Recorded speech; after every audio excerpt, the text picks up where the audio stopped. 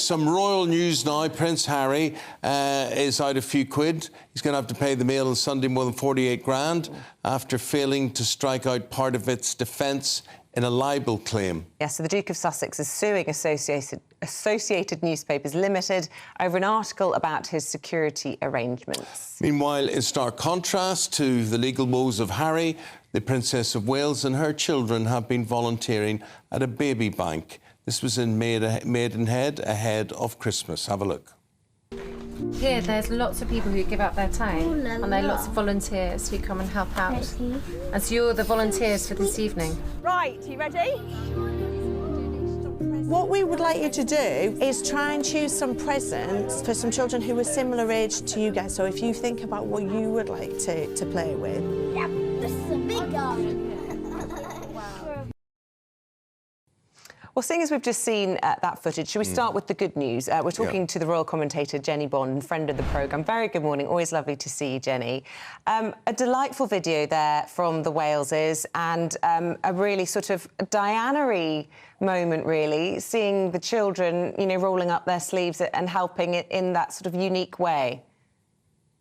Yes, it is very reminiscent of what Diana did with William and Harry, and that's where William really has learnt the lesson to take his children out, or Catherine in this instance, and show them people who are less privileged. I mean, I remember sitting talking with Diana, and she said, I just want my boys to be brought up in the way no other royal princes have been brought up. I want to see them the reality, let them see the reality of life. And it is a charming video. It's very glossy. It's very well produced. The Waleses have brought in a professional team to make these videos.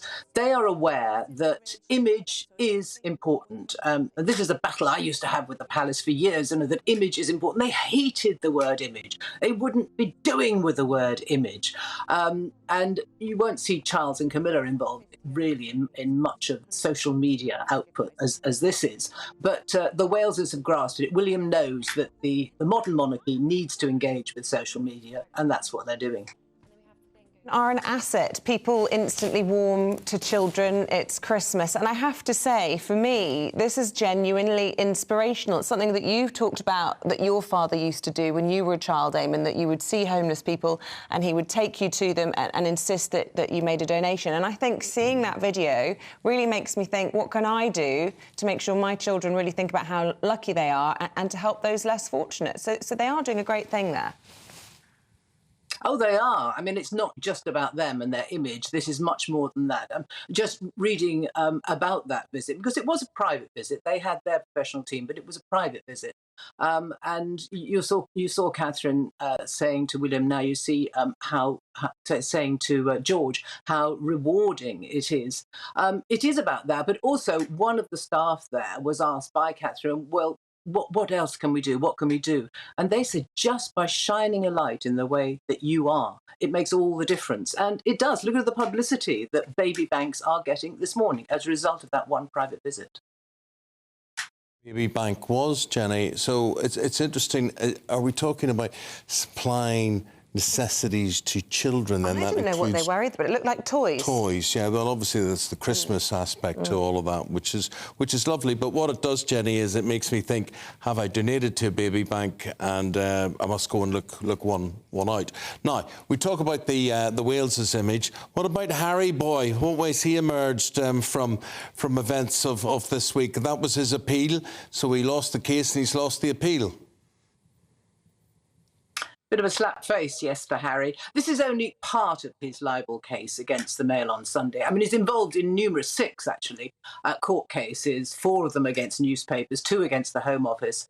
And this is it's to do with his case against the Home Office, that his complaint that his security, full-scale security, was taken away.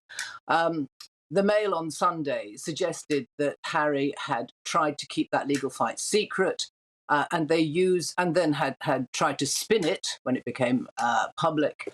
That Harry, though, lost his case against the Mail on Sunday's defence, which was that their article was honest opinion. And the judge agreed with the Mail on Sunday and said it wasn't just trying to spin, it was a masterclass of spinning. And as a result, the case will go forward, but without that particular aspect of the Mail on Sunday's defence. And for that, Harry's going to pay nearly £50,000 in legal costs. But it must be a fraction of the legal costs that he is risking in these 6 actions that he's bringing.